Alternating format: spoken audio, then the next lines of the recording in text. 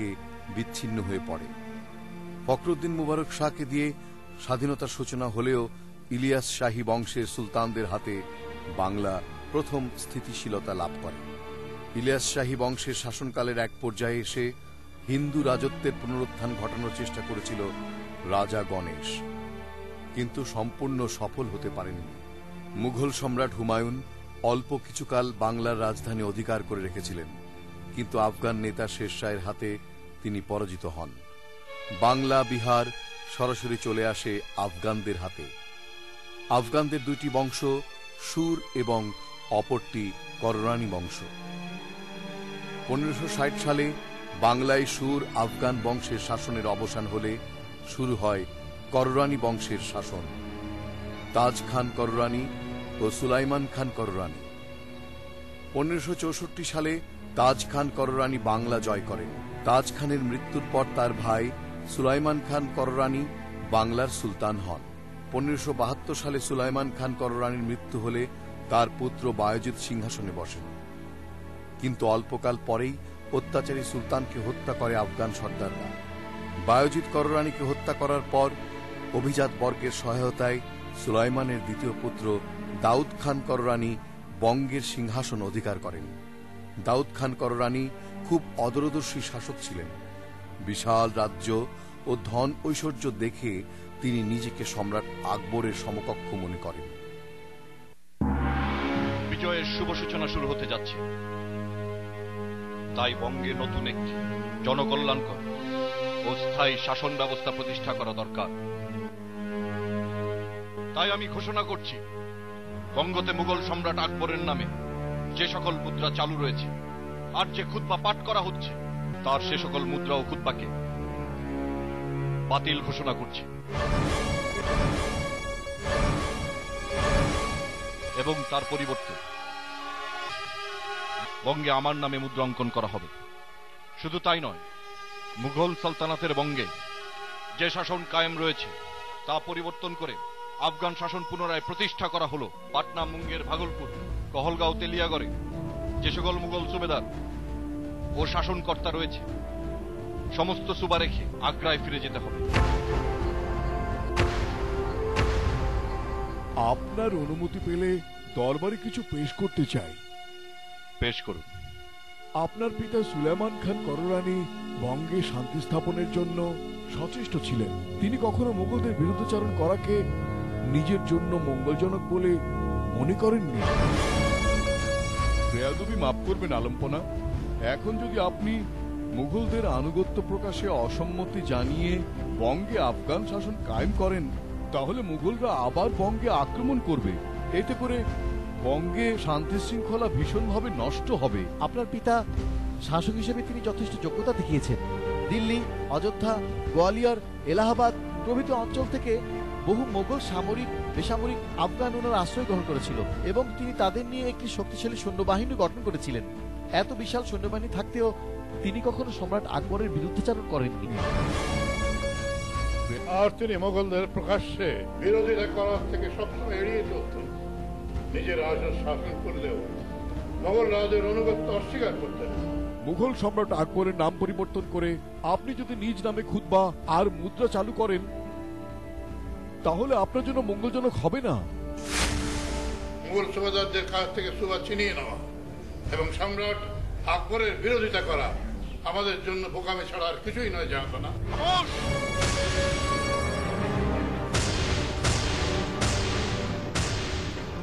আপনার স্পর্ধা দেখে আমি হতবাক হচ্ছি, বিমর্ষ হচ্ছি। আপনি আমার পিতার সময়ের প্রধান উজির, তা না হলে আপনার দেহ থেকে আমি মস্তক আলাদা করে ফেলতাম। আমি দাউদ খান কররানী, বঙ্গের স্বাধীন সুলতান।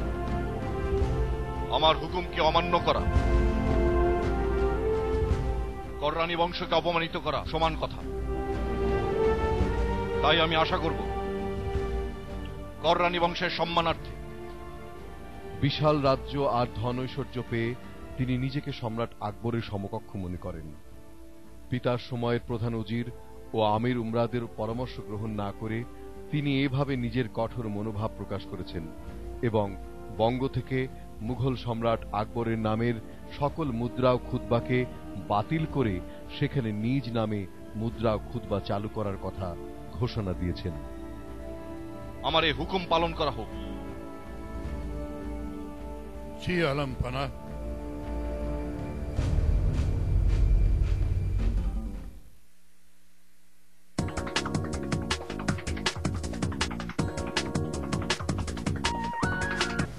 বুদ্ধি দিয়ে। বুদ্ধি? আমি তোর কিছুই বুঝতে পারছি না। সময় হলে সবই বুঝবে। সবে মাত্র তো হরিণের জন্ম শুরু হয়েছে, তাকে বিচরণ করতে দাও। এক সময় হরিণটি বাঘের নজরে আসবে, তখনই বাঘ হজম করে ফেলবে। আপনার কথা শুনে মনে হচ্ছে আপনি বাঘ হজম করার জন্য হা করে আছেন, কিন্তু সাবধান, হজম করতে গিয়ে নিজে হজম হয় না যেন। না, বাঘকে হজম করা তো সহজ নয়। বাঘকে হজম করলে পদ হজম হয়, আর পদ হজম হলেই পেট খারাপ, তারপর মাথা খারাপ, আর মাথা খারাপ হলেই তখন সে পাগল। পাগল কখনো রাজ্য চালাতে পারে না। তা না হয় বুঝলাম, কিন্তু এই মুহূর্তে কি চিন্তা ভাবনা করছেন? চিন্তা শুধু একটাই, প্যাচ লাগানো। প্যাচ? হ্যাঁ, প্যাচ। বঙ্গ আর আগ্রার মধ্যে এমন প্যাচ লাগাবো যাতে সহজে খোলা না যায়। এই শুধু বঙ্গের সুলতান হওয়ার আশা।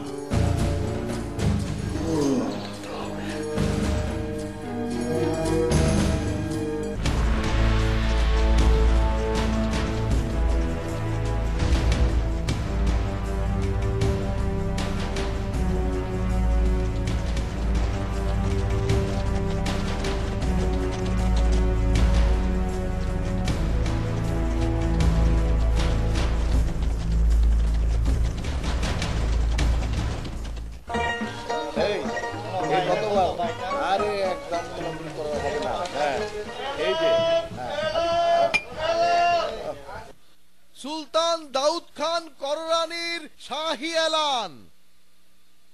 রাজ্যের সকল প্রজাদের জানানো যাচ্ছে যে সম্রাট আকবরের নামে সকল প্রকার মুদ্রা ও খুতবা নিষিদ্ধ করা হলো। তার পরিবর্তে দাউদ খান কররানীর নামে মুদ্রা ও খুতবা চালু করা হলো। দাউদ খান তাহলে সিংহাসনে আরোহণ করেই মুঘলদের বিরোধিতা করতে শুরু করে দিল। তার পিতা সুলেমান খান যখন সুলতান ছিলেন তখন তো তিনি সম্রাট আকবরের সকল আনুগত্য মেনে নিয়েছিলেন, কিন্তু দাউদ খান কি পারবেন মুঘল সম্রাটের সাথে কলি উঠতে? সেটা আল্লাহই ভালো জানেন। হ্যাঁ, ঠিকই বলেছেন, দেখা যাক কি হয়।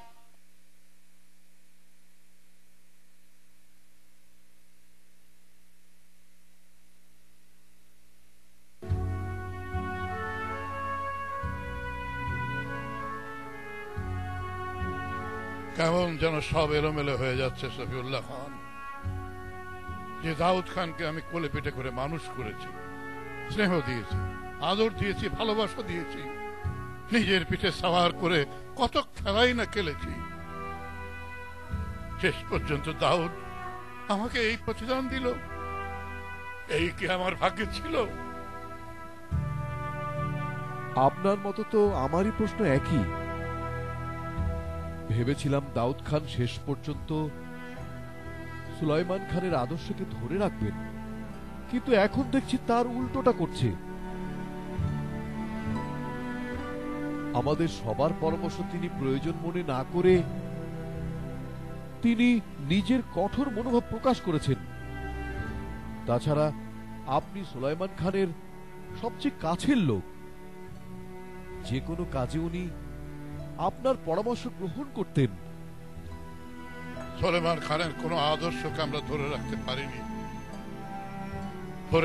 পারিনি। হ্যাঁ, আপনি ঠিকই বলেছেন লোদি খান। এখন আর মন খারাপ করে কোনো লাভ নেই। যা হয়ে যাচ্ছে খণ্ডানো মুশকিল লোদি খান। দাউদ খান বড় ভুল করলো। হ্যাঁ, বড় ভুল করেছে দাউদ খান, বড় ভুল করেছে। তার এই ভুল চিন্তা আর কঠোর মনোভাবের কারণে বঙ্গে কররানী বংশ শেষ পর্যন্ত টিকে থাকাটাই হুমকি হয়ে পড়েছে।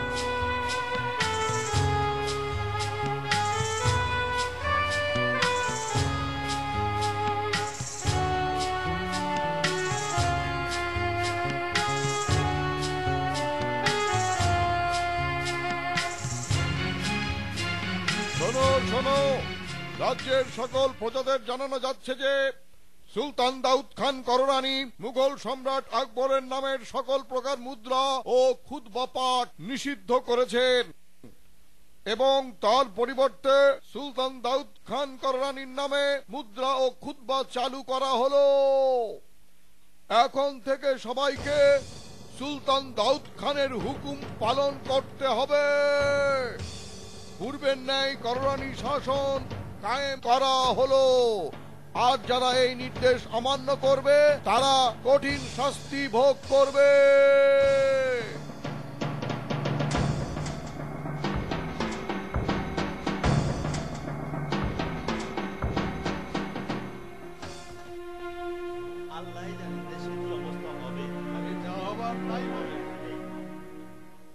আরে ভাই, বিরুদ্ধচারণ না করে কোনো উপায় নেই।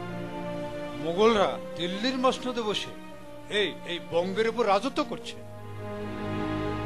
বঙ্গ থেকে রাজস্ব আদায় করে দিল্লির কোষাগার ভারী করছে, যার ফলে আগ্রা দিল্লি তরতর করে উন্নতি হচ্ছে। আর এই বঙ্গের কথা চিন্তা করে দেখো, বঙ্গ অবহেলিত। একদম সত্যি কথা বলেছেন। যেসব জমিদাররা ভেতরে ভেতরে বিরোধিতা করছেন, তারা প্রকাশ্যে বিরোধিতা করতে সাহস পাচ্ছে না। তারা তাদের নিজেদের স্বাধীনতা ভোগ করার জন্য চুপ করে বসে আছে। দেশের কথা কি একবার ভেবেছে? না, ভাবেনি, একদম ভাবেনি। ভেবেছ এই দাউদ খানি প্রকাশ্যে বিরোধিতা করার সাহস পেয়েছে। দেশপ্রেম, আরে একেই বলে দেশপ্রেম। দাউদ খান প্রকৃতপক্ষে দেশকে ভালোবেসেছে।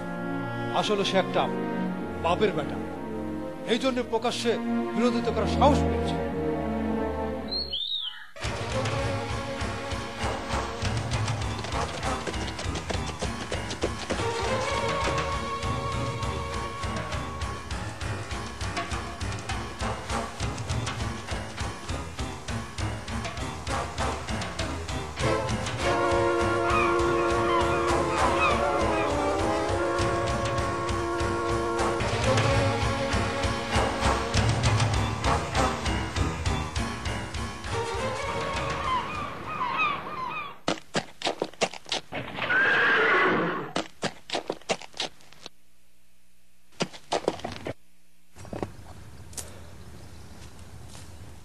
তোমাকে এত পেরেশানি দেখাচ্ছে, কি হয়েছে?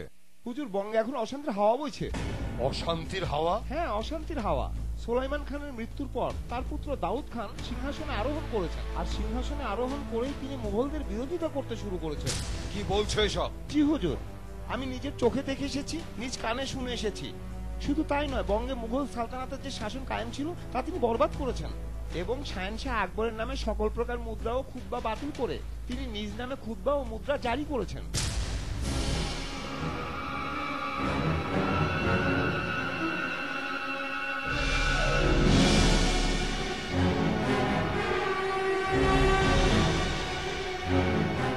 এই সংবাদ শাহেনশাহ জালালউদ্দিনের নিকট অবশ্যই পৌঁছাতে হবে।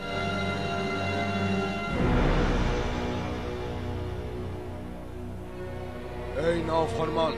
এই ফরমান নিয়ে তুমি এখনই দিল্লির উদ্দেশ্যে রওনা হও। আশা করছি এই সংবাদ শোনার পর শাহেনশাহ জালালউদ্দিন খুব শীঘ্রই বঙ্গে হামলা চালানোর পরিকল্পনা করবেন। কিন্তু হুজুর, দিল্লির দরবারে পৌঁছাতে আমার অনেক সময় লেগে যাবে। তাই বলছিলাম সেই সময়ের অপেক্ষা না করে আমরা এখান থেকে দাউদ খানের মোকাবেলা করি। হ্যাঁ পারি, কিন্তু তাতে আমাদের সুফল বয়ে আনবে না। এই মুহূর্তে ঠান্ডা মাথায় কাজ করতে হবে। তার পিতা মরহুম সুলাইমান খান যে সমস্ত সৈন্য, অশ্ব ও বিপুল পরিমাণ গোলাবারুদ রেখে গেছেন, তাতে এই ক্ষুদ্র বাহিনী দিয়ে হামলা চালালে পরাজয় আমাদের নিশ্চিত। আর নিশ্চিত ভেবে মোকাবেলা করা হবে বোকামির কাজ। এখন তা করা যাবে না। দাউদ খানকে পরাজিত করতে হলে আমাকে অবশ্যই সম্রাটের সহযোগিতা নিতে হবে। আরো বিপুল সৈন্যবাহিনী ও গোলাবারুদ প্রয়োজন। তাই তুমি দেরি না করে জলদি দিল্লির উদ্দেশ্যে রওনা হও। কিন্তু মুঘল বাহিনী বঙ্গে পৌঁছাতে অনেক সময় লেগে যাবে। লাগুক, আর এই সময়ের মধ্যে দাউদ খান খুব বেশি দূরে এগিয়ে যেতে পারবে না। তুমি আর কথা না বাড়িয়ে রওনা হও। জি হুজুর।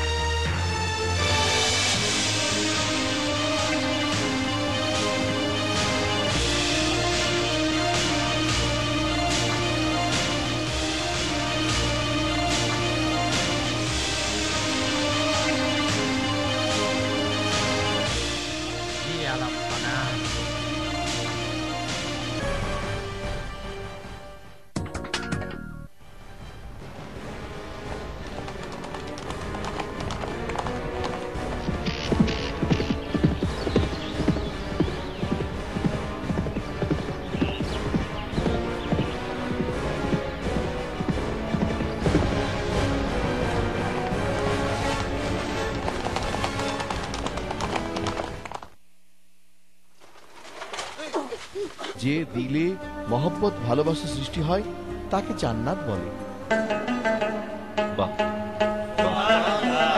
আপনারা আমার এই নির্দেশ মেনে নিয়ে যথাযথ মর্যাদার সহিত পালন করবেন। ঠিক তেমনি দাউদ খানের হাত থেকে যে কোনো সময় ক্ষমতা চলে যেতে পারে। লোভ মনের ভেতর পাপ সৃষ্টি করে, আর সে পাপের কারণে তাকে ধ্বংসের দিকে টেনে নিয়ে যায়।